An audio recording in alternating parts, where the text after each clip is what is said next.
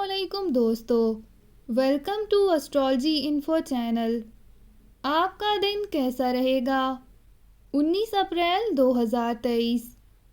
अगर आपने चैनल को अभी तक सब्सक्राइब नहीं किया तो प्लीज़ चैनल को सब्सक्राइब करें और बेल आइकन को प्रेस कर दें। शुरू करते हैं लियो यानी बुर्ज असद से। आज अपने अच्छे मूड का फ़ायदा उठाते हुए अपनी फ़नकाराना सलाहियतों से काम लेने की भरपूर कोशिश करें। नताइज आपकी हस्बे मर्ज़ी बरामद हो सकेंगे। दूसरों से बातचीत करके अपने मसाइल हल करने की कोशिश करें। अपने किसी प्यारे की कामयाबी में इसका साथ देकर उसका दिल जीत लें और किसी अमली काविश की तारीफ़ करके उसे मुकम्मल तौर पर जीत ही लें।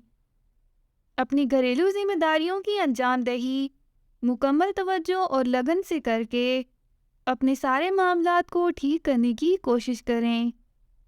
इसके बाद अपनी खुशी का अंदाज़ा करके अपनी हैरानी से महजूज हो सकेंगे।